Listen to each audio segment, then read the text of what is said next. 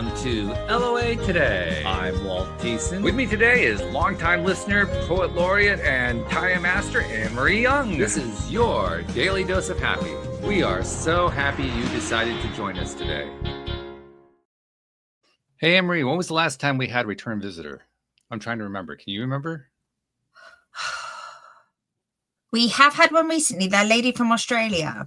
Oh, right. That's right. That was about, it was a few weeks ago, if I remember correctly. Yeah, but yeah, it doesn't happen often, does it? Not often. Well, we're getting it a second time today. That's why I mentioned it, because Lauren Swan is joining us to talk about the dating world like we did a month ago. So we get to carry on that conversation, and it's going to be a lot of fun. I'm so excited to be back. I had so much fun chatting with you guys, and I know we went in a few different directions. We were excited to keep it going. So thank you for having me back. Oh, yeah, welcome. We're glad to have you. And you're right, it was fun. We had a lot. Of course, we usually have fun, but we had a special fun that particular day. And we had a lot of topics we were talking about. I think we kind of finished up talking about the modern dating scene, particularly from the point of view of young single men, but I could also say just as easily from the point of view of single women as well, because it's a challenging time for anyone. I would even go so far as to say it's more challenging for young single men and women in one sense. It's more challenging for older single men and women in another sense. Like the issues are different. Oh yeah, absolutely. I mean, I feel like I'm in them. I was just going to say, because normally the younger ones, they haven't been in the long-term relationship yet, or maybe they're in the middle of one right now and just haven't kind of left the singles scene, so to speak. But they haven't gone through marriage, divorce, long-term relationship, that kind of thing, come out the other side, basically being spit out. And now all of a sudden they have a completely new set of issues that didn't exist the first time around. Yeah, exactly. Yeah. So it's like that, the early stages, like figuring it all out, and like, it's changing a lot and everything like that. But then if in the like older years of life, or that sounds like so morbid, the older years of life, but like people who are older, it's like, especially if so much of your life has been spent with someone else in a marriage or something, and then getting thrown back out into the world, and you're like, okay, wait, what do I do? What is it like now? What do I do? Where am I? What's going on? How do we meet people? All of that. Like, I mean, and this is the closest I can relate to it, because I got married and I was with my ex-husband for like my entire 20s and a couple of years in my early 30s. And we split up during COVID. So while this is very different, we split up during COVID, but then I became single in a very unfamiliar world. I'm like, I've never been on dating apps. I've never dated in Los Angeles, because my whole time being in LA was in my relationship. So I'm like, okay, everything's online right now because LA's shut down. I've never dated in LA anyway, so I don't know what that's like. I've never been single in LA, right? Like, so it's interesting to kind of you come out of and back into the single world, and after a decent amount of time has passed. Yeah, absolutely. And in fact, you mentioned COVID. That's a whole thing all into itself, because when everybody was in lockdown, it produced a number of different results, including breakups, because people weren't used to being in the same space continuously with each other because of all the very aspects of their lives. And it actually ended up breaking up relationships. Yeah. And like for my marriage, it wasn't necessarily that we were like around each other too much and realized we didn't get along. Not that at all. For me, because it was more my decision. We had been working on some stuff prior, and then COVID happened, and it like slows everything down, right? Turned everything on its head, slowed everything down, and makes your world, I think, it made everyone's world a lot smaller, right? Because you're not going out and doing all these things. And so for me, in my perspective, it was like, okay, we had just bought a house, like all these things are falling into place the way that they should. And so with COVID and like not having all the other quote unquote distractions, though, the other things in your life to do, it just shined a really bright spotlight on the relationship. And it was like, oh wait, these problems that we've been working on, they're still there. And they're actually like pretty deep rooted things that maybe we can, or I don't know, can we fix, or do we want to, that sort of thing. So it wasn't like, were we fighting, at each other's throats all the time? Because we weren't, right? And it was just that sort of thing where it like cleared all the other stuff and noise out of the way. And like, that was front and center. It occurs to me also that because of the nature of COVID, it kind of sped things up, even though at the time everything Yes. seemed to have slowed to a crawl. But in terms of the way relationships can transition, either for the better or for the worse, it speeds things up because it puts tremendous focus on it, because Yeah. that's what you're doing all the time. Whereas when you're going on with your regular life, you can kind of stretch things out for Yeah. longer.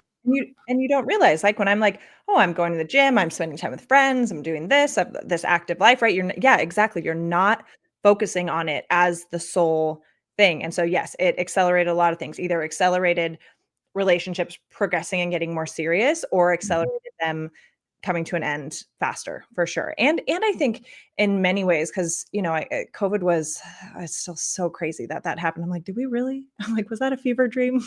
How It makes you wonder I'm sometimes, like, doesn't it? we should get those years back. I'm like, how did Yeah. I become this age? Because those 3 years were like a like a blink, and then suddenly, right? But it also, I think, in many ways, and at least for me, because I know for many people, is very devastating. There were absolutely things that were very devastating about it for me as well. But it for me and many of my friends gave us the opportunity to look at, okay, like, when else have we had our entire schedules cleared out, everything like screeched to a halt? And for many of us, myself included, I had some income streams that were dependent on the world still being open and running, and then some Oh that yeah. weren't, right?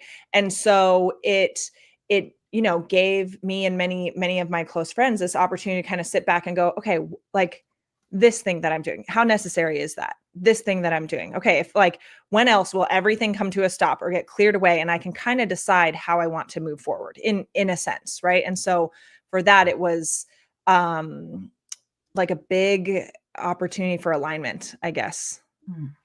I think also how we came through the pandemic played a role too. And the reason I say that is my relationship ended after the pandemic. It ended Mm. in 2022 at the end of the year. And the one factor that I keep going back to over and over in my head is we had been on different growth paths, the two of us, for quite some time. But especially over the last few years, it had really, for my growth path had accelerated. She kind of settled into a plateau on her Mm. path. Yep. And I think the pandemic accentuated that, because Yeah. I found myself going through the pandemic, except for that first couple, 3 weeks, something like that, maybe a month into it. I wasn't experiencing the fear that most people were experiencing. I found myself Yes. finding all the positives that were Mhm. associated with it. I was focusing all this stuff that my ex wasn't necessarily doing. She wasn't necessarily Mhm. focused on the negative, but she wasn't focused in the same way that I was. And Yeah. so we had this tremendous divergence going on in our growth paths. And I think the pandemic accelerated that.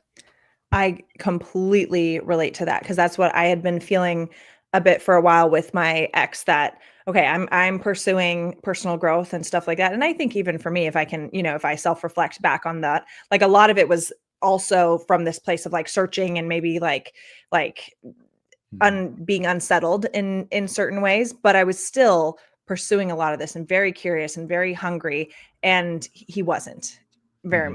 much, and so it was something too where I started also to see, because my ex is a very positive person and very optimistic and like adventurous and stuff like that, but I started to see once COVID happened that, yeah, I was leaning in to the Mhm. opportunities and seeing a lot of things really accelerate, and so it made that gap even wider.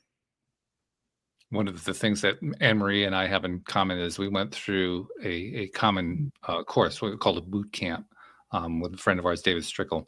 And one of the things that David mentions is when you go through the boot camp, one of the things you have to be ready for is that your relationship might end. Now, Anne Marie's didn't, but mine Mhm, did.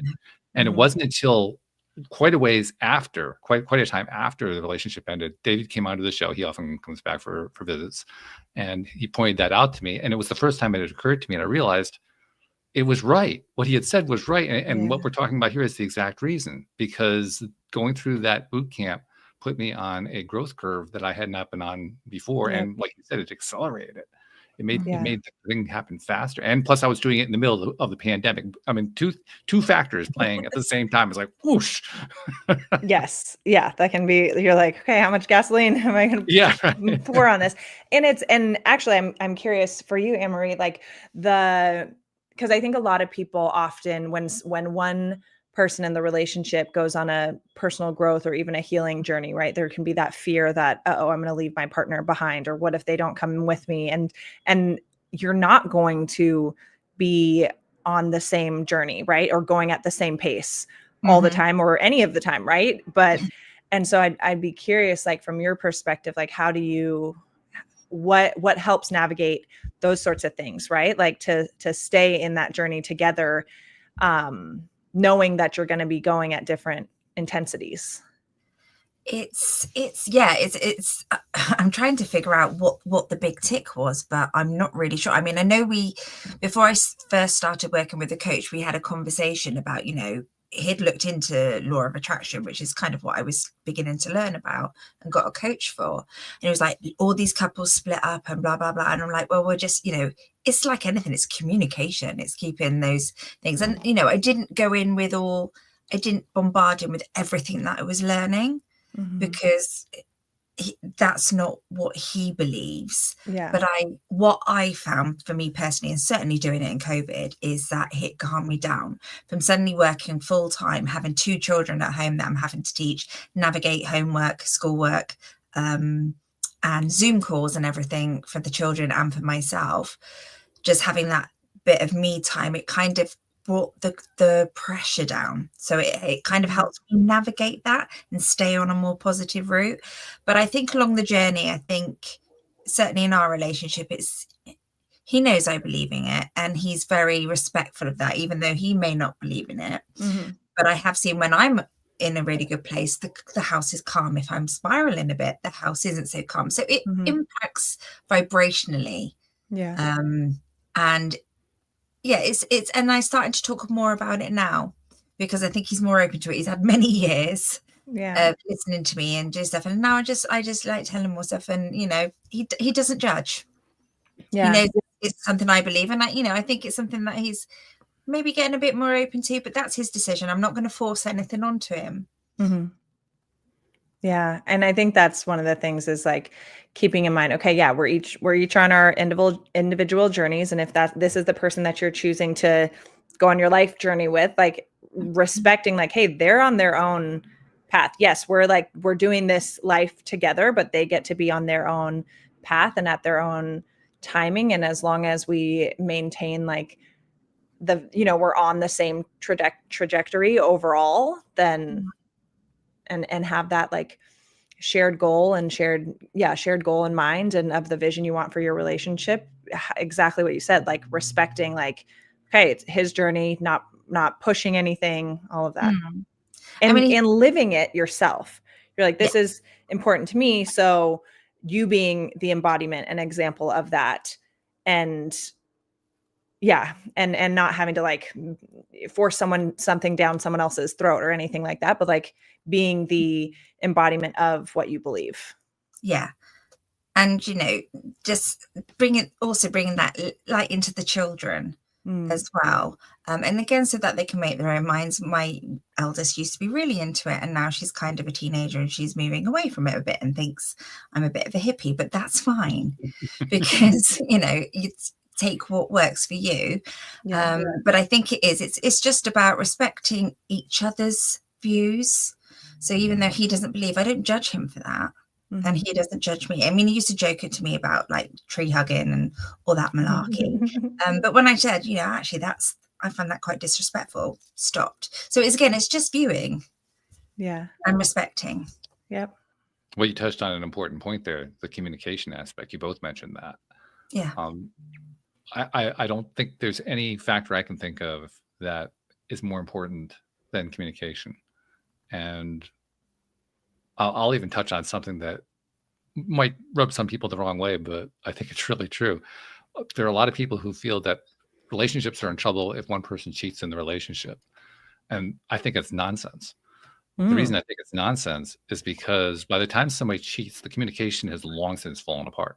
Yeah.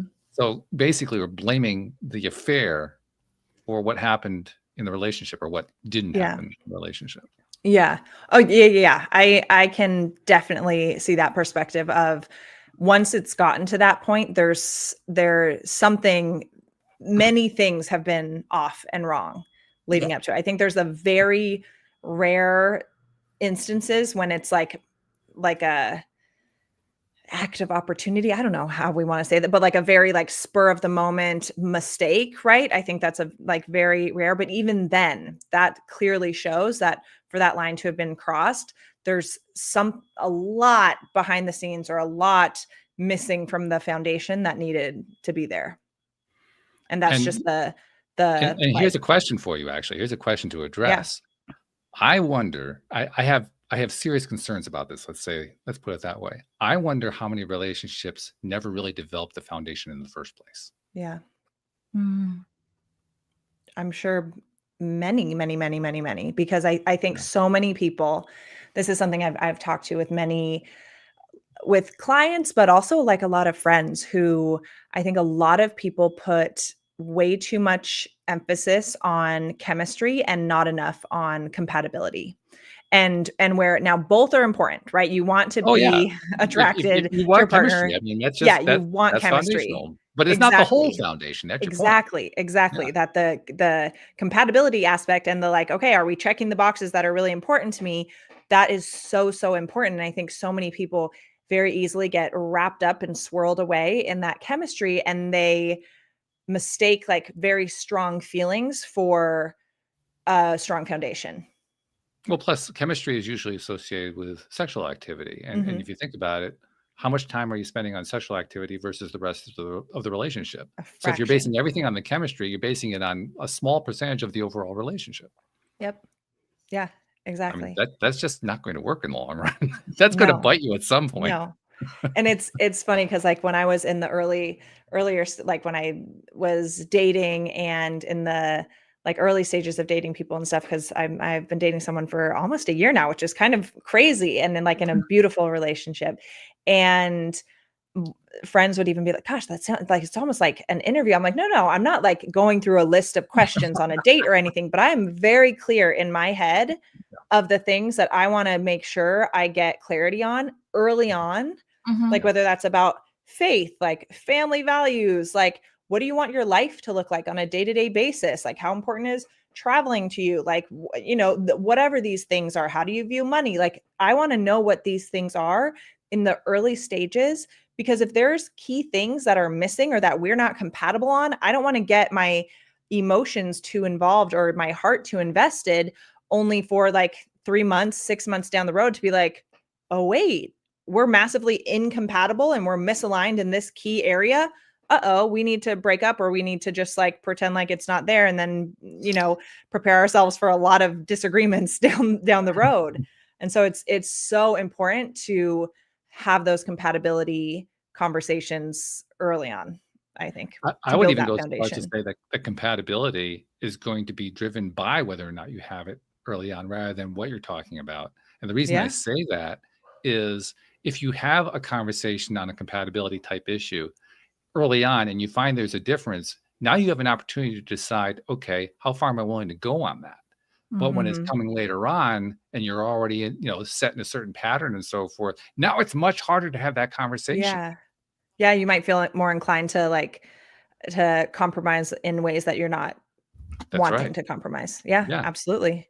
You're Whereas like in the beginning, it may not even be considered compromise. If you have the conversation early enough, it may be, okay, I'm willing to shift gears. I'm willing to accept Mhm, something I wasn't willing to accept before. mhm. But after you've been living with the assumption for quite some time and the assumption proves to be false, now that's when all the negative feelings come up and, well, you weren't really paying attention to me and why don't you love me? And that's when Yeah, all that stuff comes up because it was never addressed in the first place.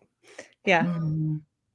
yeah, I also think certainly for us is that role model in marriage and in relationships is our parents are both still together. So we'd mm, never splitting up wasn't even kind of isn't in our view. yeah, It's not something we've lived with. I don't know if I think that has a lot to do with that actually, I watching my think so. parents build things and work things out.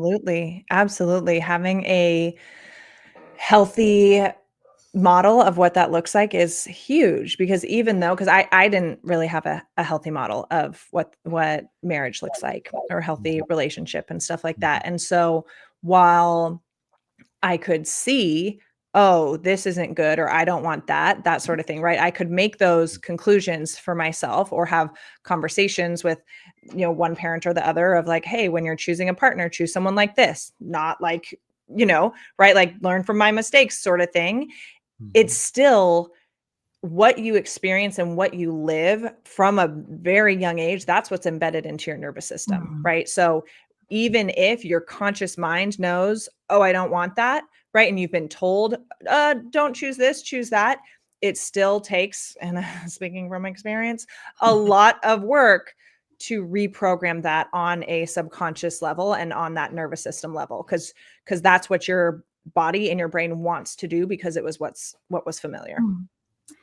You're touching on something else that I think is also important, which is you mentioned how the experience that you had with parents and other teachers, if you will, of that kind, what they've shown you, and parents specifically, because they're going to be your biggest influence. Sure. I'm pretty sure there are actually studies that back this up. I don't have that data at my fingertips, so I'm not 100% sure, but I'm pretty sure I've read this, which is that the likelihood of separation or divorce, what kind of relationship it is, but ending the relationship is much higher when one of the partners has parents who went through divorce or separation of some kind, and much less high than when the parents did not have that experience. And I mention that because that's really important if you have two people who have two different kinds of experience. One has an experience with parents who broke up, the other has an experience with parents who didn't break up. Yeah. And it can be both positive and negative for both of them in both directions. Right. But it also means that both of them better be aware of what the other one went through, because very likely that's going to lead to what their expectations are later on. Absolutely. And that's those values you mentioned, isn't it, Lauren? Is like what does working things out look like to you? Yeah, exactly. And even like from my own experience, like when I got married, I didn't have a mindset of divorce being an option, and I'm divorced, right? And have parents who had a very, very challenging, like not super functional marriage my whole life, and didn't divorce until I was an adult, like until I was like well into adulthood, like didn't separate until I was like in my late 20s, maybe mid 20s, and then didn't divorce until I was in like when I divorced, right? So it's I grew up for the most part, my like most formative years with my parents together. And then they really ended their marriage in my adulthood, and still like, whether it's the years together or those apart, like, there's a lot. I've had the opportunity to work through a lot related you to actually that. got both sides of it. Yeah. Both kinds of experiences. I mean, not many people get that one. I'm not sure that's good, but I'm not sure it's bad either. Yeah. And it's so interesting because like when I was young, even with like, so there's just a lot of yelling, a lot of fighting, like all that kind of stuff. Like I said, not a good, like I love my parents very much. And there's been a lot of growth from all sides. And even when I was young, and this was like I think like, little perfectionist side of me, or being I'm kind of the oldest daughter, but not. My dad was married before my mom, and so I have two older half siblings, older sister, older brother, and then me and my younger brother are from the same mom. So so I'm like middle, but also oldest of my mom. And so I had this like perfectionism, like keep things good, don't rock the boat too much, overachiever kind of way about me for many, many years. And even growing up, I would have preferred, because I remember thinking this, and I don't know if I said it, but thinking like, oh, I would rather them stay together, even if it's like this, which wasn't necessarily good or pleasant or peaceful. I'd rather them stay together, because then I don't have to say my parents are divorced. So wild. Yes. Which like everyone probably would have been a little bit happier if that had happened sooner. Yeah. And it's hard too, because in that sentence kind of buried in it is you would have been happier too, but you don't want to have to go there, because that would have been also an unpleasant. Right. That would have that would have been very difficult and scary and sad and all of that. Yeah. Which just goes to show how there are no absolute emotions. They're a tangled mess, or a hot mess, to use a more modern phrase. Yeah. because they are. It's not like relationships are cleanly divinely shaped. I mean, some people will tell you that they are, and I kind of wonder who their deity is, but we won't even go there. I mean, I see what actually happens in the relationships. There is no such thing as a perfectly clean relationship. They No. all have warts. They all have ups Yeah. and downs. It's the nature of being alive. For And sure. it's probably the one thing. I mean, we've named a number of different factors here, but it's probably the one factor that's the hardest one of all.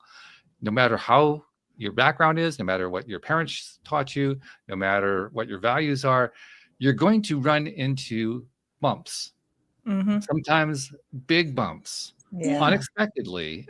When you least expect it, they're going to show up. Yeah. And the real question isn't whether it's going to happen. It's what are you going to do when it happens? How are you going to Yeah. respond? Yeah. And it's so, I mean, I can share a little bit from my life and relationship now. Like I said, in a healthy, like beautiful, amazing relationship with a really wonderful man. And I've done so much work on myself and so much healing and stuff like that. And so when my triggers come up, like it like surprises me, for one, because I'm like, excuse me, no, like we are fine. We don't have triggers anymore or act from, from our wounding really that much. And so when I see my triggers come up, it's like, it's surprising on the one hand, because I'm like, oh my gosh, I'm operating from a like wounding pattern right now. What is going on? I'm better than this, like, Mhm. and then there's the overachiever, right? Getting hard on herself. But it's also like, so I think one of the most beautiful gifts, like especially in a healthy relationship, is it's going to mirror those things back to you and give you those opportunities to heal them more and face them more and all of that. Because I tell you, like, sometimes when my boyfriend will, point things out, and neither of us is perfect, right? But we'll point things out and I'm like, he's right. Oh, isn't that annoying? Yeah. Yeah. I was like, I, in this situation, am the problem, right? Is it bad enough that the problem? Does he have to be right too? Yeah, I was like, what? And so that, when it's very humbling, and it's a good reminder too of like, hey, like that healing journey, one, it's never full, it's never complete, it's never done. We're always in process. Yes, I do think there are certain things that you can kind of put a bow on and you don't ever really have to deal with them again. Like you like do the work and they clear out, and and you're in a new version of yourself, or an upgraded version of yourself.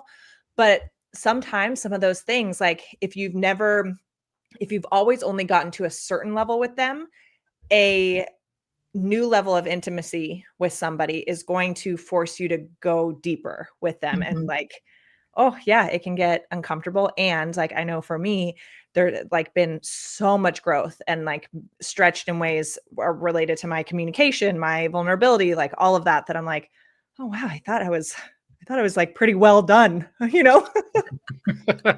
mean you're human? not perfect, right? Like, well, it But is yeah. a shock. I mean, seriously, it's a shock when you realize that the growth keeps happening. Like, as long as you're breathing, you're going to continue to go through Yeah. growth, and the growth is often painful. It Yeah. just is. Yeah. Like, welcome to the world. And sometimes like just not pretty. I'm like, No. oh yeah. All right. Well, One of my favorite thoughts. What's that, Emery? Oh, sorry. I was going to say the key though there was the fact that he felt safe enough to tell you and communicate that to you. yes.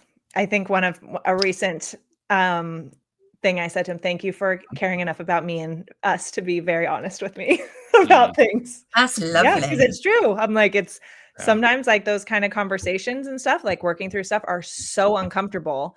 And where it would be easier, especially like depending on, your wounding or attachment style, right? Like sometimes I'm like, a lot easier for me to just get out of here.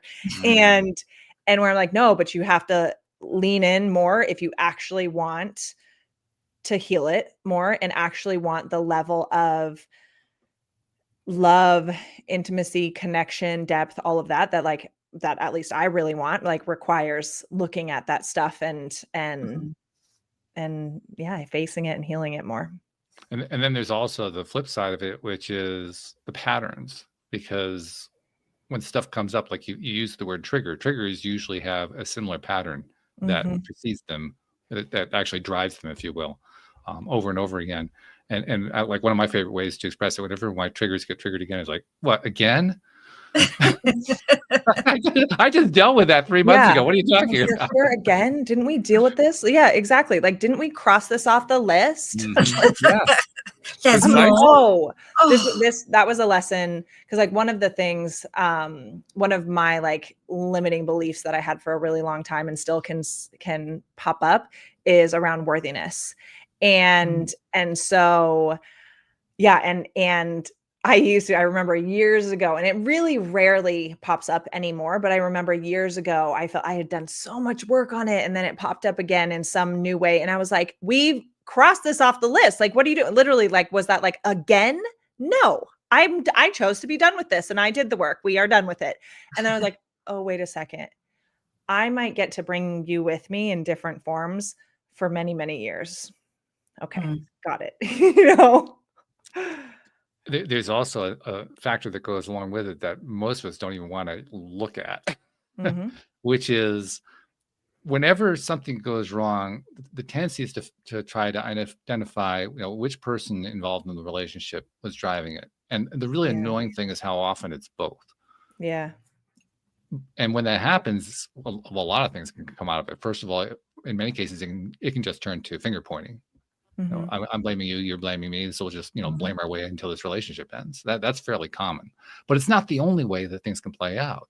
It can be I accept some responsibility, but you have most of it, or I had all the responsibility, it wasn't any of your fault, but nevertheless there was other stuff over here. But no, it wasn't it was all me. I mean, there are a lot of different ways we can do that. Yeah. The hard part is realizing all the ways that we each contribute to whatever that particular problem Yeah, is. because it's never all one person or the No. other, right? One person might have taken it to a bigger level or like escalated it a little bit more or had a whatever, right?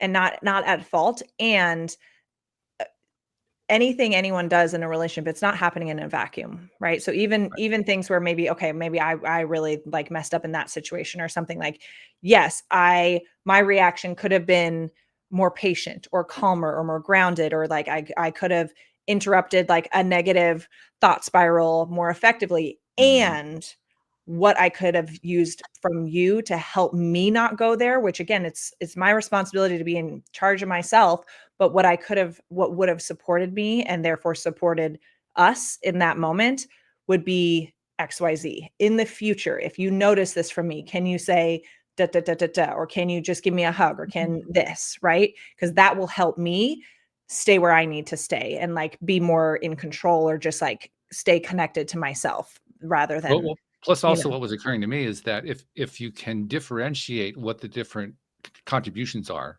to the situation, yeah. then among other things, you cannot take on board what somebody else is actually contributing to it, because we have a tendency to do that. We have a tendency to say, what did I do to cause this to happen? What did I do to inspire this thing? What did I do wrong?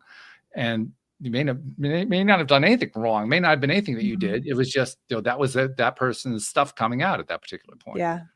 Yep. Exactly. So I mean, it feeds both ways, and it becomes very tricky. And if you don't do the differentiation, it becomes very tricky to maintain, first of all, that positive sense of yourself that you were talking about, that value, that worthiness component. It also makes it challenging to appreciate the worthiness component of the other person. Yeah. Because they can be doing the exact same thing. Yep. Owning your own stuff, it doesn't just mean owning your own stuff. It also means recognizing what stuff they own. It's both. Yes. Like, oh, my crap was coming up, and if you had just handled yourself a little bit differently, I wouldn't have had that reaction. But then exactly, it's like, yeah. Okay, that might be true. And they're not perfect, just like you aren't. And so maybe they were doing they were doing the best they could in the situation with like their stuff likely flaring up as well in the face of yours. And so it's that like understanding one another a lot more, and understanding, okay, like when, like what does it mean to you, or what's going on in your mind, and how are you feeling in these situations, and how can I show up differently? How can I support you? How can I be supported? All of that. And then trying, like with each iteration, doing it a little bit differently. So this has really laid a foundation. We used that word before, a foundation for the conversation, because we've laid out what all of the challenges are of a relationship. Now let's take it back to the dating world. Yeah. You're in the dating world. You're trying to find somebody, and you're trying to figure out how to find somebody that's going to work well with all these different factors that we're talking about here. That's challenging. Yes. Because That's really like challenging. those like fights and conflict, that's likely not happening in the early stages of dating. Right. Yeah. Well, You know? especially if you're in the falling in love stage where everything's just all hunky dory. Yeah, Because you haven't exactly. dealt with any of the reality yet. I had Exactly. the opposite. The Did first you? 2 years were hellish. Okay. It was trying to like, because I had lived on my own, I was single, and it was just like, I didn't want a boyfriend. I certainly didn't want to settle down at that time. And boom, he came along. Inconvenient timing, and then we ended up moving in together quite quickly due to circumstances, and it was just too much change. And people didn't think we would last because it was working all that out. Yeah. But then we leveled, and it's just grown and grown and grown from there. But we were actually the opposite. We struggled to start with on finding our foundations. Okay. Yeah. Because I would say in my relationship, we have a strong foundation, and still like, adding bricks to that foundation for sure. And have had a decent amount of like little hiccups or headbutting. We both have very strong personalities and stuff like that. And so I would say, and like overwhelmingly, it's so good and amazing and feels so good. And like, I'm someone who, even though I can be intense and a like big fiery personality, I also, given my family dynamics, I'm like, I don't want fighting, right? Like, I don't want fighting. I don't want drama. If there's a lot of fighting, I'm out of here, like red flag, right? And I also, in my first marriage, had no fighting ever. And that was its own major problem, right? Because if you're never having disagreements or ever fights, not that you should be looking to have fights, but if you're never are, it's likely someone's not being honest in that situation, right? And not speaking up and everything. And so like with It's also my a boyfriend, boundary issue going on there, because that means the boundaries are so flexible that you can't tell where they are. Exactly.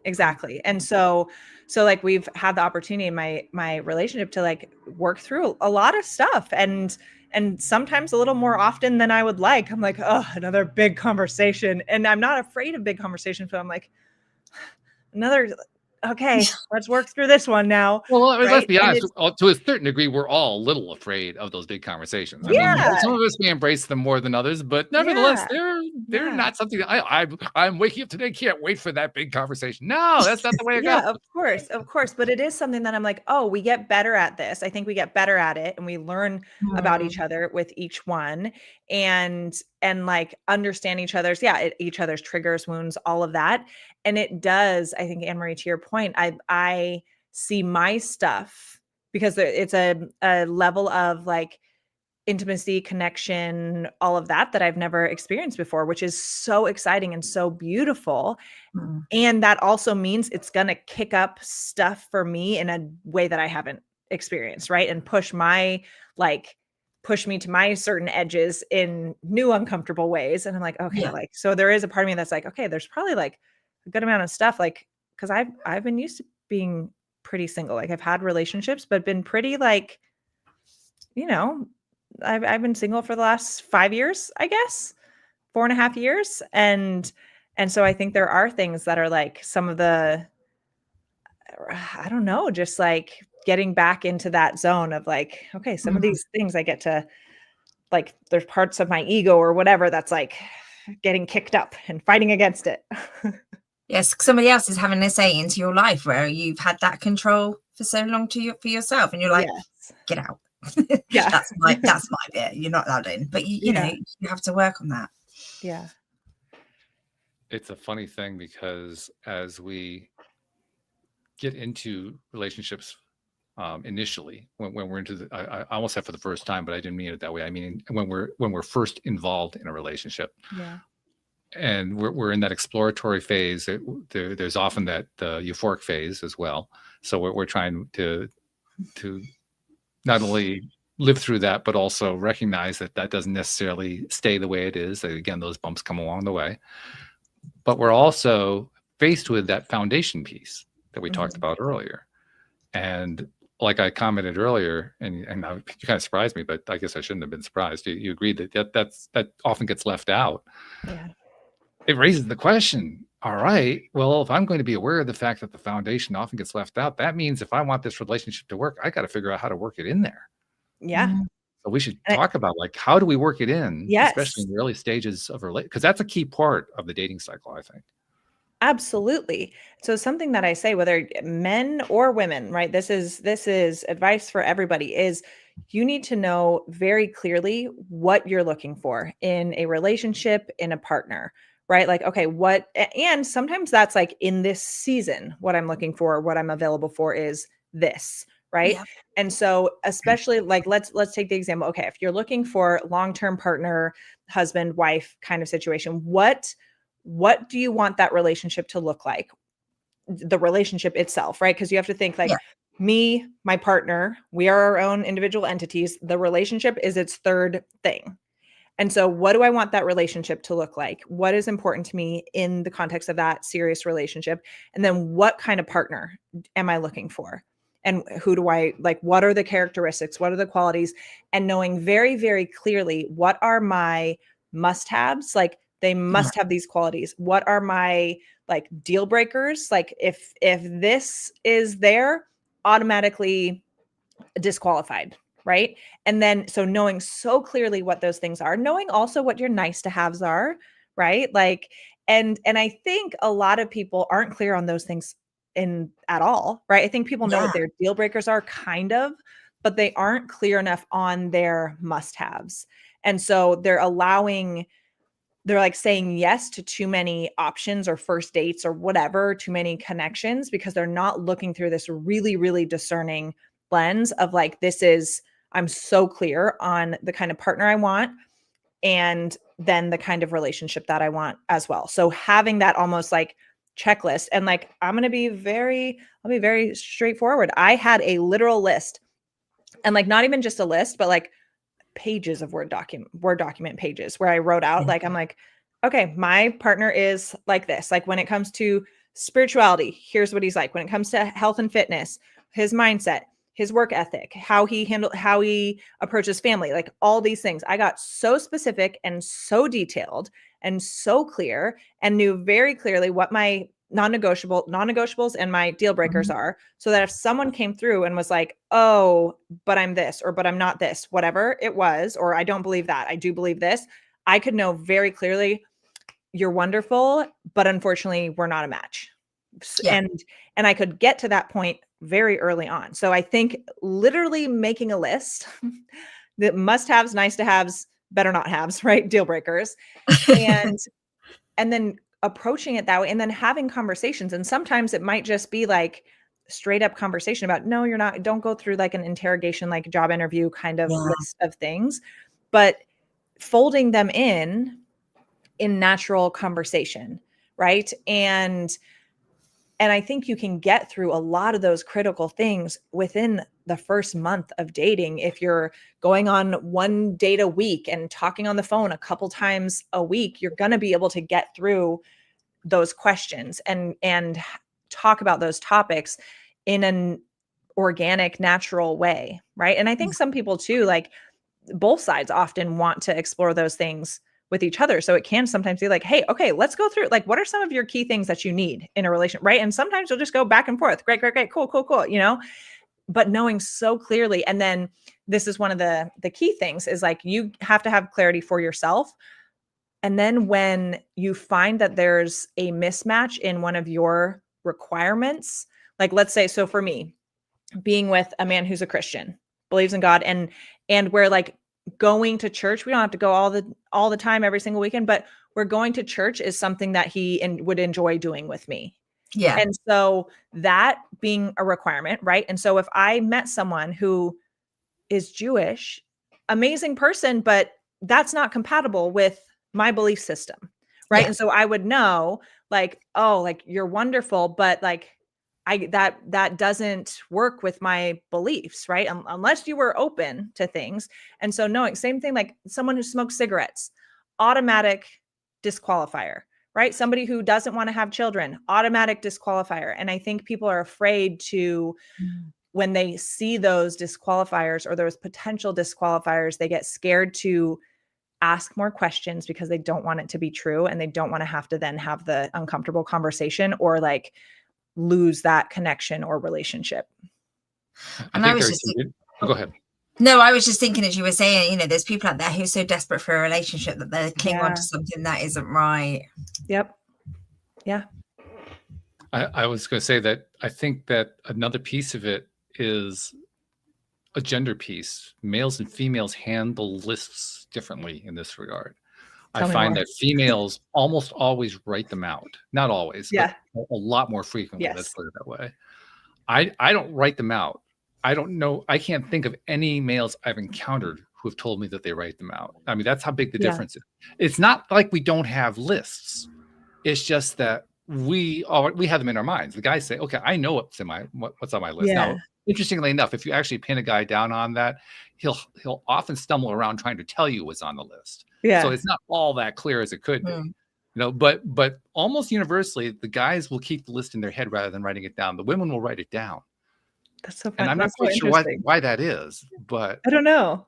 It's the pattern that I've noticed. I would say I think it's because, like, as women, we have so many tabs open in our brain that if we don't write it down, but also I think writing down is quite emotive, and by writing it down, you're reaffirming and you're getting to know yourself and discovery. And I think that's often how we work. Yeah, that's what I would say. It's like for me, like it like makes it more real and kind of sets it like, hey, I'm serious about this. I am putting it on paper or putting it on Google Docs or something. Yeah, that's interesting. I'll have to ask him. I think there's also another piece to it too, because there are a lot of guys, and this actually is dismaying to me. I've discovered there are a lot of single men who really honestly believe that they shouldn't try to define at all whether and when a relationship is going to happen. They're just out there trying to meet and, you know, be casual and all that, and let the woman be in charge of when a relationship is going to be discussed, because they believe in their minds that if you try to bring it up before then, you're much more likely to get pushed out. If the man brings it up? If the man brings it up, yeah. So they want the woman to bring it up so that they're not pushing the pace or not touching on things that she's not ready for or whatever. Which I think, I personally don't buy into what they're saying, but I think I understand where it's coming from. I think it's coming from that same lack of foundational conversation. Okay. So they're afraid that if the men are afraid that if they bring up the conversation that not all men, women, by the way. This is a subset. of course not. But that the women will want to end it. They'll want to end the relationship. Yeah. Oh my gosh, I don't. And I think I know why. How do we tell them they're wrong? Yeah, I would have thought. How do we tell them all that they're wrong? Well, I can understand where they're coming from, though, and this touches more on the self-confidence piece and the worthiness piece, because if you don't bring this stuff up early, then you won't find the relationship falling apart because of a incompatibility or something like that, because the incompatibility never comes up. Interesting, because so many women want a man who's going to be the one who takes that step of commitment or making things official or having that conversation. Like, women would prefer that the man initiates that, and just with women being, you know, if we're in our feminine energy, we want a man who's decisive and action oriented and all of that. And oh my gosh, the men think that they shouldn't do that. They should not, like, after, like, you know, a first date or something, like get to know each other a little bit. But no, I think most women would want that and would appreciate that.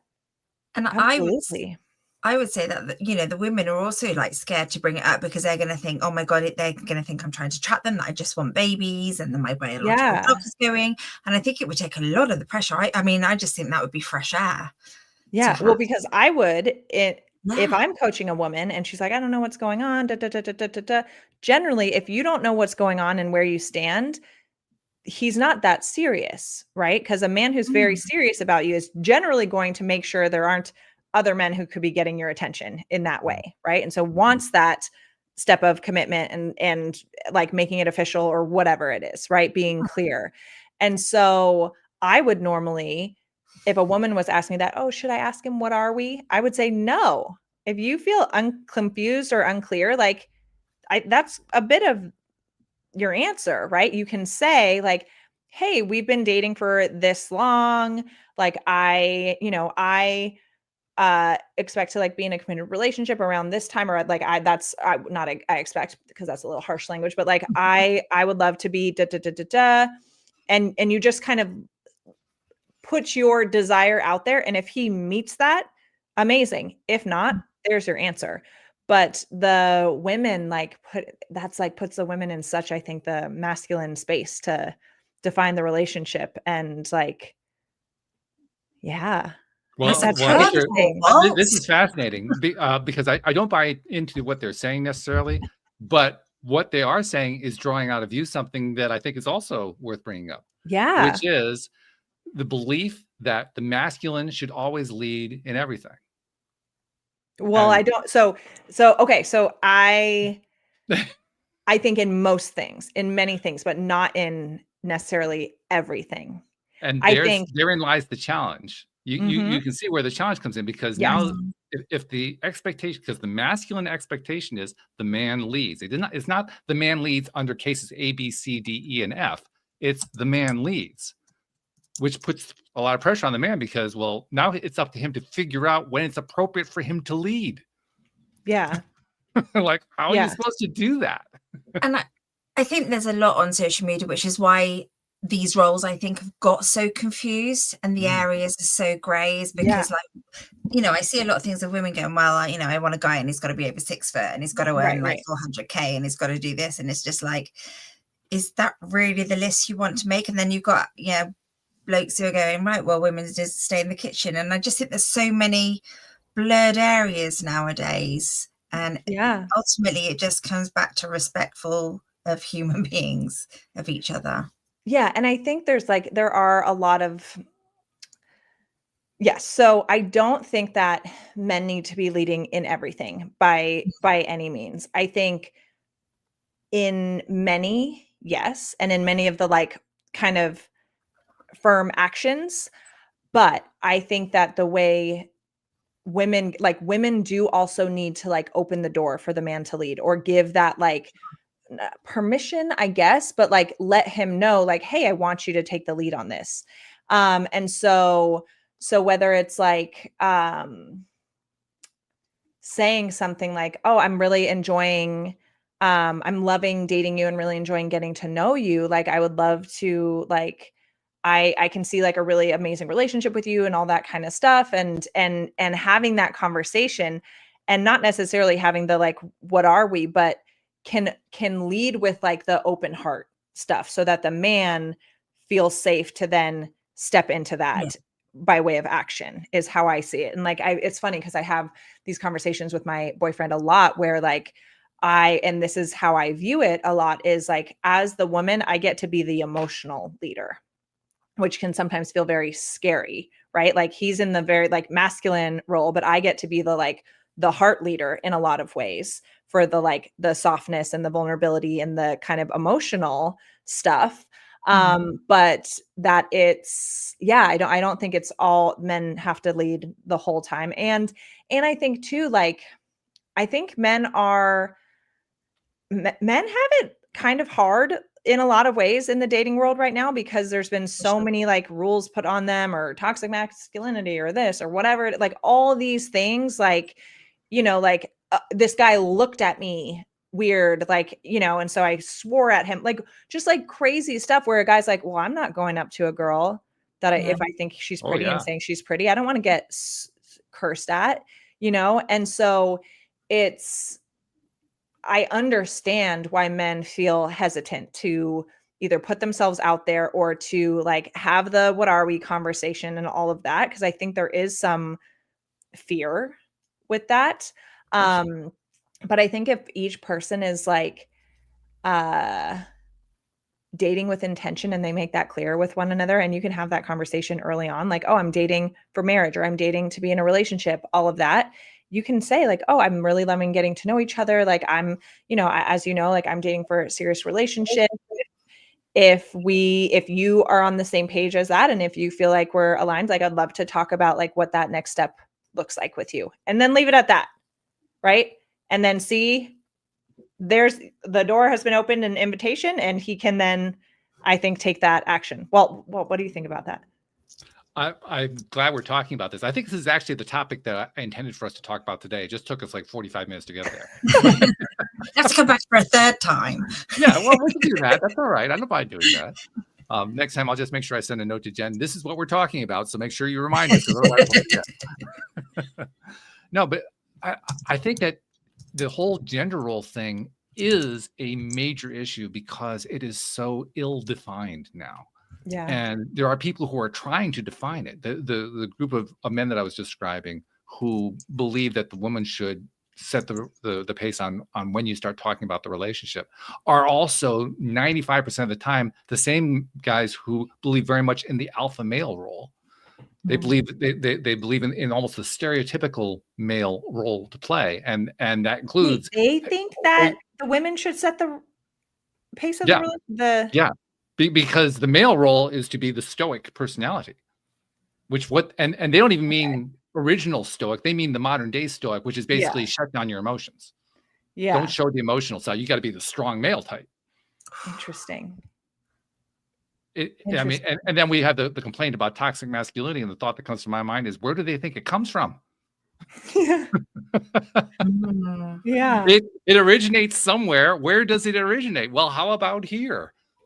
How about the fact that we don't have clear definition about what male and female roles are? We're looking for clear definition of what male and female roles are. And here's the real kicker. We will probably never discover what clear male and female roles are because they're going to move. The borders are going to shift from one generation to the next, from one relationship to the next, from 1 year to the next.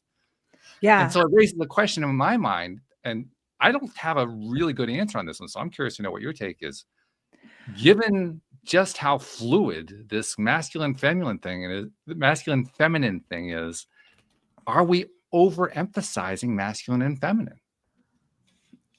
I think if too many people are spending too much time like listening to very soundbitey things on social media, which is part of it for sure. Like, because when you're looking at like coaching on social media and it's 1 minute, 2 minute kind of video, whatever, and taking this like the person creating that is trying to catch your attention quickly. And so often there's gonna be kind of like some black and white thinking and some stuff that's a bit more polarizing to get your attention. Oh yeah. And so I think a bit is probably understated. Yeah. I don't care what field you're talking about. It's all way beyond the bit. Yeah. And so, yes. And so keeping perspective, like you should not be getting all of your information from like sound bites on social media. And as somebody who creates short form content on social media, I've created stuff like that that's going to catch more of your attention. And then if they listen to a full podcast episode, if they coach with me or have like a longer time with me, they get the real stuff that is like more nuanced and everything like that. And so, yes. So don't be taking all your guidance from sound bites on social media for one. And I do think there is balance to it because like, yes, I love to be very princessy and like in my feminine, which means he's going to lead and do all the things all the time. And I just get to like be soft and all of this. Right. But that's not realistic all the time. And like, if I'm thinking of my boyfriend who's very masculine, very like steady, consistent, like does so much all the time, like he also doesn't want to be on and always doing and always leading all the time, even if that's his like main wiring and where he feels really good, and so like it's lovely for me to sometimes like lighten the load in a way, right? I'm not going to try and like do his stuff or take his role, but like, how do I then get to like lead in my way, right? And like, that can look like, okay, I'm going to like plan a fun date for us, or I'm going to do XYZ or whatever it is. But I do think that it can be very easy to, and this is just the nature of social media. It's like can be just so black and white. It can be so easy to just like, this is my dating strategy, if you will, and that's all I'm going to do. And then there's no room for nuance, no room for shades of gray, no room for like the ebbs and flows of like actually doing life with another person. Yeah, I think that's it. Because certainly there's going to be a role for masculine and feminine. I think there kind of has to be. That's a key portion of the sexual dynamic. It's a key portion of the chemistry, but it's also a key portion of how the relationship works. To me, the big question is that going to be the dynamic? Because the moment it becomes the dynamic is, I think, when you get in trouble. It can be one dynamic among many, but when it's the dynamic, you're talking about making things black and white. You're making things black and white at that point. Yeah. I don't care how you even slice up to what the masculine and feminine is. You're still making it black and white. Yeah, exactly. And so I do think like, okay, you can have those as your like kind of default, like main archetype, if you will, or main way of operating within the relationship, and knowing like it's gonna ebb and flow, right? And there's gets to be compromise and nuance and balance and all of that. It still so surprises me that I guess I don't watch enough of red pill male content, but it still surprises me that I've watched much of it, so I've watched enough for both of us. Yeah, that those like the alpha male guys, that they think that the woman should be the one to like they think the male role is to be the strong male, leading the sexual discussions, leading the whole seduction and all that kind of thing. And then when it comes to long-term relationship, that's the part that's the female role. That's their view. The male should never introduce that. It should always be the female who introduces the long-term relationship thing. Huh. I'm so curious about that now, because now you're going to start watching some red pill videos. I can tell. No. So where I can see that is, and you let me know, because I think a lot of men and how men are wired, a lot of the time men are going to do what is required. And if what is required is getting them what they want, they aren't necessarily going to take the next step. And so sometimes that next step this is where women get to have very firm boundaries, right? Like, okay, these are things that feel appropriate and acceptable in dating. These are things that feel appropriate and acceptable in a more serious relationship, like boyfriend, girlfriend. This is what's appropriate when we're engaged versus married, right? Like that sort of thing. Because if those expectations and those boundaries aren't in place, then why would a man take the initiative or have the conversation to go to the next relationship stage if he's getting what he wants without that, right? And so that's where women get to be firm in boundaries and desires and stuff like that. But I guess like, oh, that's so interesting to me that seeing the women as the ones that get to initiate that conversation. If I'm thinking for myself, it's been a lot of the time, most of the time, men like, oh, I would like to be exclusively dating, right? Or I will say, hey, I love spending time with you and would love to continue this. However, like I don't XYZ unless we're exclusive, or this is what I would expect. If we were to go to the next level, the next phase of a relationship, here's what I would need. And then it's either, yeah, that's great, let's do it, right? Or not, And so that's like, but I don't have the what are we conversation. And I don't recommend. Let me give you a little bit more information that might actually help fill it in for you. Because again, the red pill, we'll just stick with red pill. It makes it easier to describe it. So the red pill viewpoint includes the idea that the masculine role is to spread his seed wide, not to find one particular partner, but to spread the seed as much as possible. So that describes an arena of casual relationships. You just try and casual relationships until one just kind of turns into a long-term relationship. And then you get to decide, if you're the man, whether or not you want to actually pursue that relationship. But you don't bring it up until that happens. So you're basically playing the field for as long as you can, because that's your masculine role, is to play the field, have as much sex as you can, try not to get STDs, but nevertheless, that's the road that you go down. And so it kind of becomes a natural offshoot. Well, of course, the woman has to be the one to define the relationship, because that's not the masculine role. See, that's where the masculine role versus masculine biology, they're, I think, wrong and getting it confused. Because yes, on some level, masculine biology, yes, wants to procreate as much as possible on a very, very like instinctual level. Right. And if we're talking about masculine role, which in large part is to create safety and is to be like responsible and structured and consistent and like honorable and stuff like that, being non-committal and not creating safety for women in your life and stuff, that is a contradiction, right? Well, there's also a blurring of the line there, because safety, the way it's defined with the red pillar, is physically protecting your female from an attacker or from another male trying to steal you away, not looking out for the relationship. Like that's heart. not the key safety part of the heart. safety. Yeah. Whereas from the female perspective, it's a very much part of the key. So defining safety itself is a big piece of this. Yeah. See, this is a great big gray area that is not being addressed.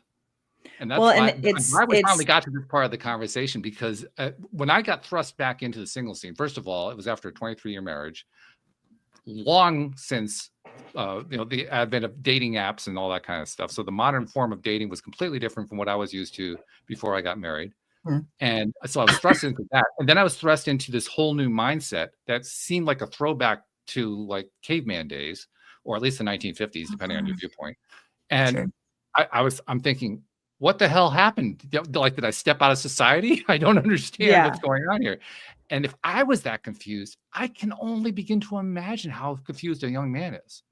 Well, look at the signals he's getting, because he's not just red pill views. He's getting other views. So many of these men expect like loyalty and commitment from those women, but they don't do the same, right? Like, and so that's where it's like, and so it's to me, it's like so silly. And I think like it's one thing is like, okay, yes, on a very like instinctual biological level, that's how like there is that drive to sow your seed and make as many babies as possible and all of that. But there is also a part of that instinctual level to protect and provide for your offspring as well. And if you're not taking good care of the mother of your offspring, you're not able to then care well for your offspring, and so like if they're on the very, like, if they're going to the very like basic level of it, like you can, I don't know, counter the logic pretty easily, I think. Like, what? I'm sorry, you're not, but exactly. I'm like, you're not a primitive animal. You're a human. So, But I think what worries me is that I was speaking to somebody recently who's got a child the same age as my eldest, so that's 13. And they're saying some quite disturbing things about women because they're watching a lot of these red pill content people. So they're having to challenge at this young age, no, actually that's not the case, and that's not a healthy relationship. But if that's, we said a bit earlier about our parents and what an impact that has on your future relationships. If you're learning so young these views, then that's worrying, I think, getting older. I totally agree. And in fact, it's one of the thoughts that occurred to me when I became single again, because I mean, you can kind of see what the landscape is when you get thrust back into it. Well, you can't really avoid seeing what the landscape is once you come back into it. And then add in, being an older man who is now reaching out to a much smaller dating pool, unless I want to be one of those red pillars who wants to go for somebody who's 20 years younger than me, and dealing with the fact that both the men and the women have been through the mill, have been through all kinds of stuff, have had to deal with stuff, or maybe even not deal with stuff that led to them being divorced or widowed in the first place. I mean, in a very real sense, it used, when you were younger, the big phrase was all the good ones are taken. When you're older, they already are in a relationship. Mhm. So you're dealing with a much more challenging base than you dealt with before. Yeah. So Yeah. combine all that together, it's a flicking I mess. wonder if not I wonder, because I think this is partly true. The like that red pill thing of like the women need to be the ones to like determine when the relationship happens and Mm. stuff like that, which on one hand on the one hand I can see the truth in that, of the woman being like, okay, we've been dating for 6 months, you don't want to call me your girlfriend, bye, right? That's a way to determine it, because the man will either say, oh no, you're right, like yes, or you move on, right? Or however long it's been. So I can see it from that standpoint, but I wonder if part of that, like, let the woman be the one to bring that conversation up. Like, I think that's just so rooted in like their fear of being rejected. Yeah. No kidding. Yeah. Like, and it's just so, it's like such And like, try to get a red pillar to admit that. yeah, it's such It'll never little happen. boy energy. It's such like, You will never get them to admit that. yeah, because I've tried. that's like, Hmm. because apply that to if you're like this alpha man, which therefore, or high value man, that means in if we're like going to borrow this language and kind of idea for these red pillars, that means you are successful in your career, you are probably making decent money, you are a role model for other men, you're probably fit, take care of your body. Like, those are some of their markers that they like would qualify as high value man. Not that those things are bad, like those are great qualities, right? Sure. But those are a lot of their like checklist things. Those require discipline and commitment and decisive assertive action to get good at all of those things. And yet the one thing where you don't do that is in a relationship. Mhm. And here's the interesting piece of that, because you're No. right to touch on that. The really interesting piece is if you bring this point up, the response will be, this demonstrates that I am responsible. This demonstrates that I am willing to take this stuff on, except when it actually comes down to talking about it, then they don't want to talk about it. Mm. Which Yeah. to me, all that really points to is none of us, male or female, like to work on our stuff. Yeah. That's really all that is. Yeah. Yeah, because I think because it's not like, that's not a leadership kind of like, if you're the alpha and the leader and you're choosing to not be a leader in that one category, that's it. The logic doesn't follow. Like, it's inconsistent. And I think it's because you're choosing to not want to have responsibility in that area and do just what you want and what you feel like, and have a little scapegoat to act however you want. And the really challenging part, like I said, is if you say that to a red pillar, they will deny it, even if it's true. Mm. Well, they just. Then you're just lying to yourself. Yeah. Well, exactly. they are, yeah. But nevertheless, I mean, this is a very common thing. Yeah. And I've actually I'm in a Facebook group. It's one of the only things I do on Facebook anymore. But I'm in a Facebook group for single men. It's actually run by a woman and her team, who is she's a female men's coach, if you will, and she puts out courses and coaching and all kinds of stuff aimed at single men. And a lot of these conversations come up within that group. So that's where I become. That's where I didn't even know about red pill until I saw what was going on in the group. It was the first time I had been exposed to it. Then I had to go look up, like, oh, what is this thing? Oh my god! Yeah, it was one of those experiences.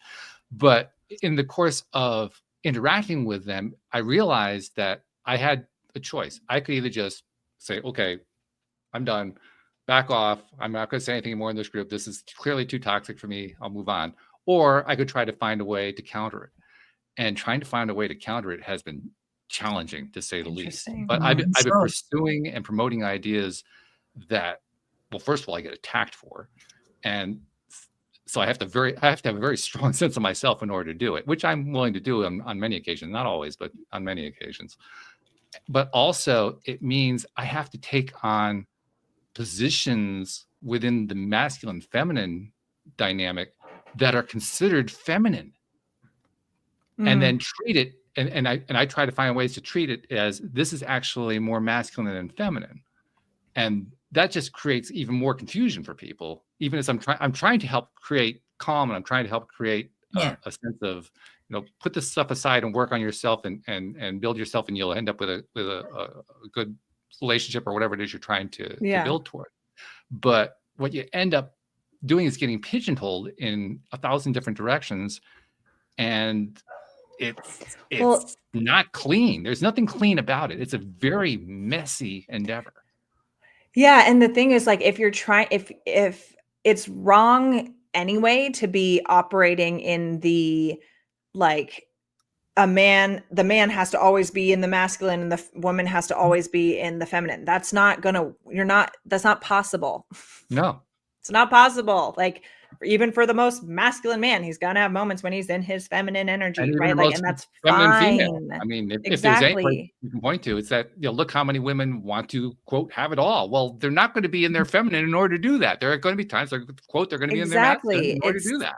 It's an ebb and flow and a rhythm and a balance and all of that for both men and women. And so if they're getting so specific, and I think ultimately what it comes down to so much with this stuff is we're all wanting, like, on a very deep level, to be seen, understood, appreciated, loved, valued, all of that. And so, like, okay, well, if this is my strategy for making that happen, then I'm going to follow it to a T so that I can be successsul in it. But it's not like, that's not how it works. Like, there's improvisation and like, yeah, there's nuance, all of that. Like, yeah, that's fascinating. But I think but the other thing too is, like, with the red pillars and stuff and that mindset, because sure, like, if the end goal for you is to have money and be fit and, like, sleep with a lot of women, sure, listen to those guys. I mean, I don't know, like, sure, right? If your goal is to have actual, like, love and long-term sustainable relationship and, like, a family, don't be like, those probably aren't your role models. That's been pretty much any of them have it? I don't think so. Like, any of these, like, big kind of red pillar, like, male role models, no. And then going further, and I don't like to like bash people, but also, like, what are the kinds of women that they are spending their time with? Because a lot of those men are dating escorts. Like, so like, like, and they talk about that. And so that's the sort of thing too. It's like, okay, well, what outcome do you want? Do you want just to, like, not have, like, real, like, heart connection with a woman and it just be physical and stuff like that? Okay, then listen to them. And it'll be very transactional and very, like, on to the next all the time. And they'll be using you for your money, resources, whatever it is, just the way that you're using them. But if you want, like, actual, real, sustainable relationship, healthy relationship, like, real love, like, I don't think those kinds of people are where to find it. In fact, I find myself in the conversations taking on stances. I almost take them on just to counter the red pill perspective. So, for instance, the idea of the high status person, which you alluded to a moment ago, I'll actually challenge that. I'll say, okay, well, what makes a person high status? And usually they'll lay out some sort of criteria like you did. And then I'll follow up by pushing the button. I'll say, okay, who says that's high status? Why is it that somebody who doesn't check all those buttons, why aren't they high status? And even more importantly, why is status important? Yeah. Why is that a criteria? People, they think that, I think a lot of men think that those sorts of things. Oh, not like, just men, women too. Yeah. If I'm fit, I make money, and, like, whatever, like, other men look up to me, that's like gonna unlock all these women. It will unlock certain women, many women, I'm sure. But, like, that tells me nothing about the quality of your heart. Sure. Like, maybe, like, yeah, consistent. You might, like, there are certain things that can result in those things, but doesn't tell me anything about, like, okay, are you kind? Are you generous? Are you, like, Do you believe in like giving back to like the people in your life, your community, your employees, whatever it is, you know? And so it's a very, again, I think they're like, I think really where a lot of this came from too is like a lot of men were feeling very lost and didn't have, they're like the whole toxic masculinity, which yes, there's such thing as toxic masculinity, just like there's such thing as toxic femininity, right? But I think that you're right. Yeah, I think that everything there was a season where everything that was more traditionally masculine was getting the toxic label thrown on it, even which I think was unfair and not accurate in a lot of the time. But so there were a lot of men who were like did not have good male role models, and so it created an opportunity for a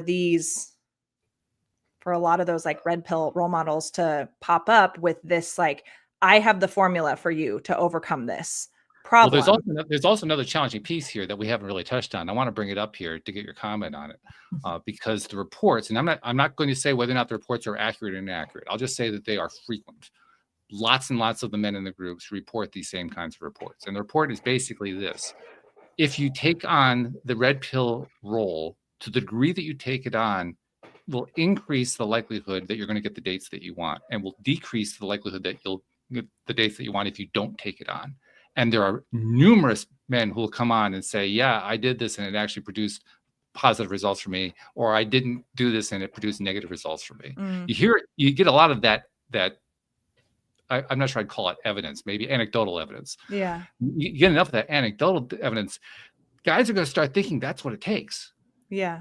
I want to have that happy relationship, so I'll play the alpha male in order to get the happy relationship.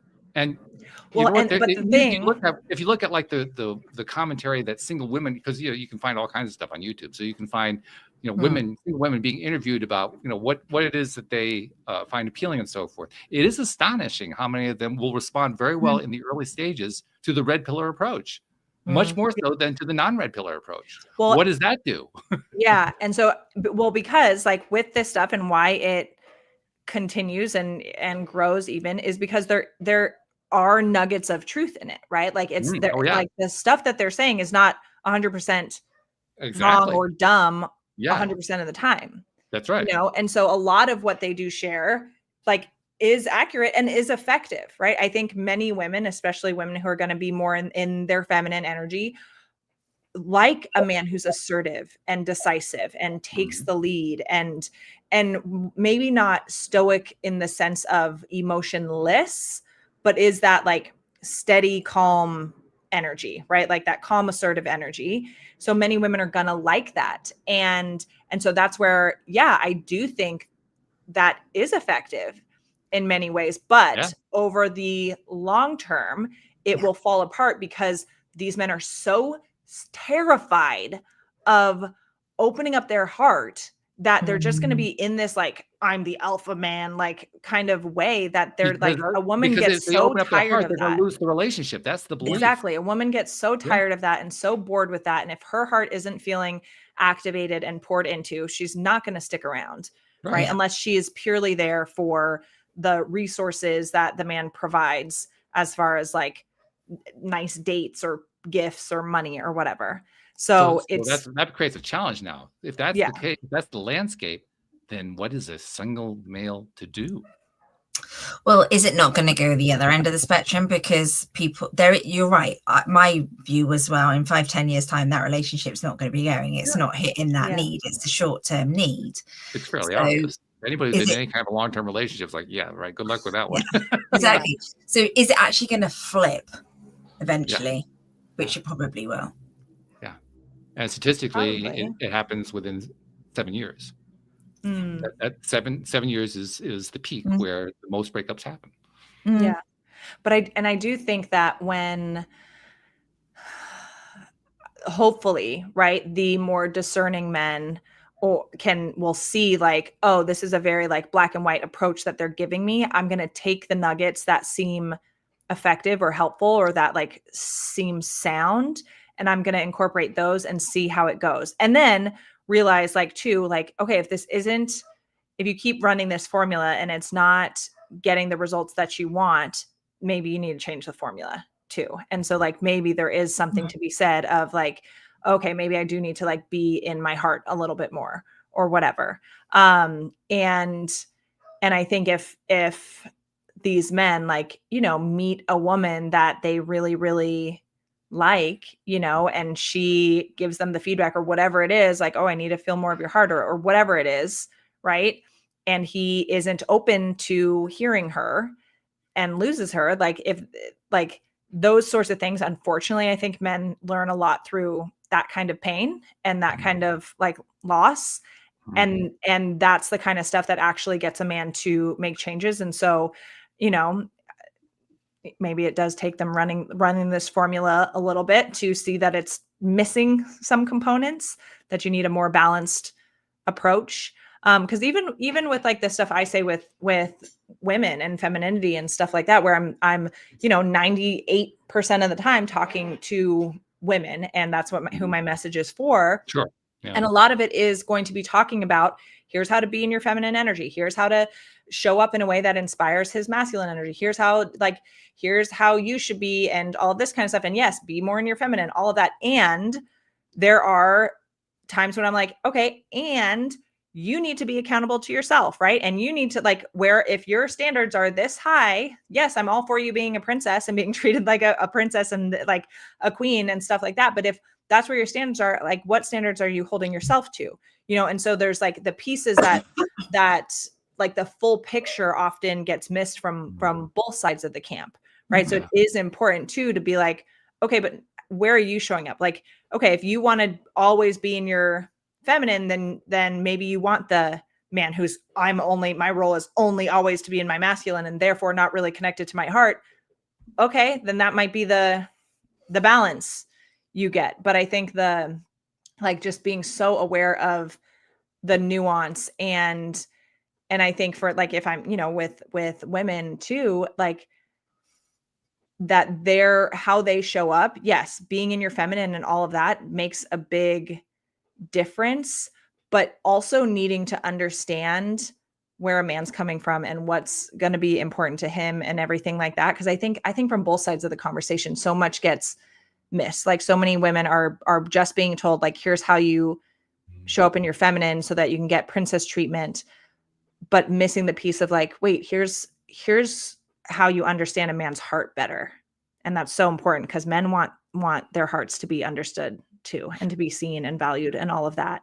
And so like, if one way or the other, like, I think there's so much like black and white, and like the poles, right, are talked about so much, like always be masculine or only be in your feminine, instead of like really the accountability piece and like, how do I meet that person where their heart needs to be met? And there's also, there are a few things I could bring in here. There's one thing I need to bring in right now, which is our 60-minute program is now a 90-minute program. I just wanted to Yeah. So the second thing I wanted to point out is that we always want to think in terms of what we can learn from these situations, because that is the healthy thing to do. The reality, however, is because of the way our nervous systems are wired, we tend to be repetitive. We tend to repeat the same behaviors over and over again. And often we have to repeat them 2 or 3 times before we finally even notice that we're the common denominator. Sometimes 4 or 5 or 6 times before we're even willing to admit that we're the common denominator.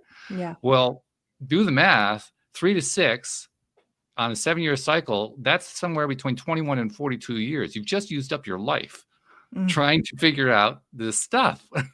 Yeah. To me, this is the biggest warning flag of all that says we can't wait to talk about this stuff later on. We need to have these conversations happening right now.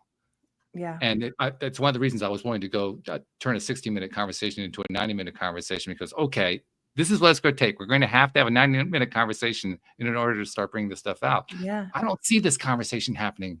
No. We get a lot of great guests like yourself who work with women. I think it's wonderful. Very few work with single men.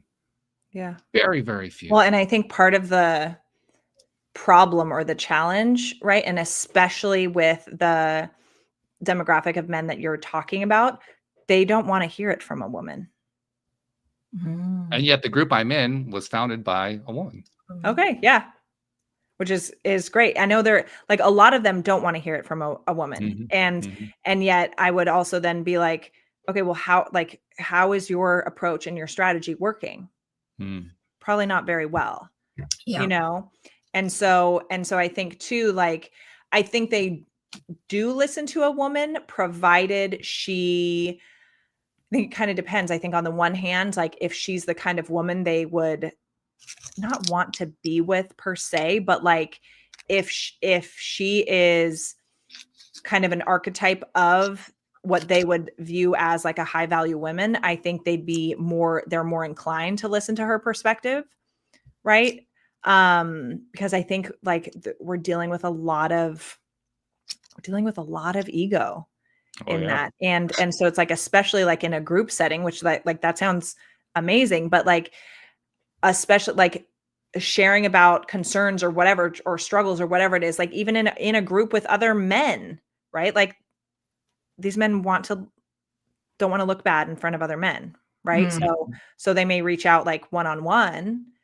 Well, it's amazing how many will actually post in the group. It's quite astonishing how many they'll post stuff that I'll think to myself, you really posted that? Seriously? Yeah. Well, and then I think too, then you're realizing, oh yeah, they really want connection, and they really want, they do. Like their hearts are hurting and they really want this.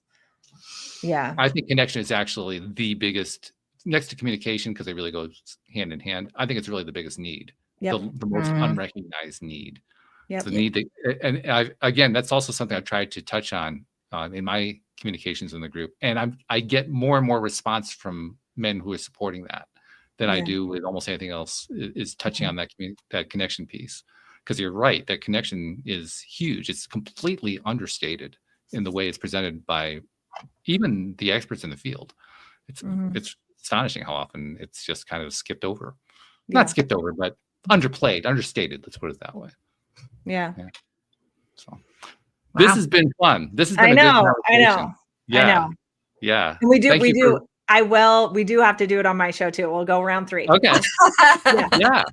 That's good. We'll carry it on. I'm glad that we stretched out to an hour and a half. Thanks for putting up with that. Appreciate that. Absolutely. It was fun. Oh my goodness.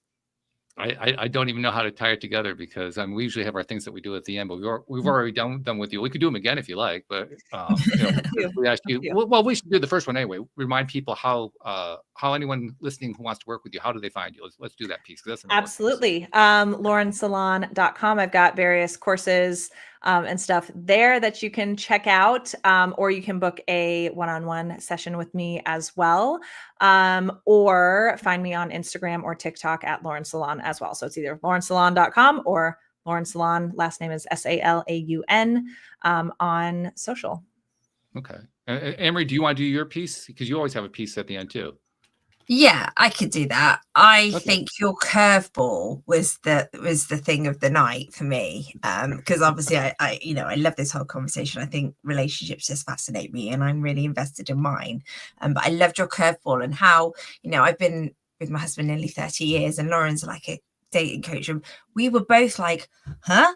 We were quite shocked by that. So I thought that was really interesting. And it kind of comes down to like, okay, so if that's what it's like, you need to understand your values that Lauren spoke about. And I just think there's so many rules out there. And ultimately it's about getting to know each other. It's about that communication that we spoke about on the last show was one of the key things. And it's a key thing again today. And appreciating each other and showing up with that appreciation and just being respectful and valuing and have fun along the way. Yeah. Yes. Absolutely. I agree with that. Yeah. And normally the last thing I do is the piece where I thank you for all of the contributions that you made to people that you never met, never seen, never will meet, never will see. I'll modify it today to say thank you for contributing to people listening to this podcast who you will never meet, never see, who are hearing the viewpoints that they might not have ever heard anywhere before. Yeah. Thank you. Absolutely. Absolutely. Thank you for having me for round 2. It's so much fun. I love chatting with you guys and getting into all the things. It's great. So I'm so excited for you guys to come onto my show and us to we'll carry on the conversation. Absolutely. In fact, when you get that one published, let Jen know, and she'll put a link on this one to point to that one so that listeners of this one can go find that episode. Perfect. Okay. So we have a game plan. That's good. Sounds good. So thank you very much. Thank you, podcast listeners everywhere. We will see you all next time here on LOA Today. Goodbye, everybody. Goodbye.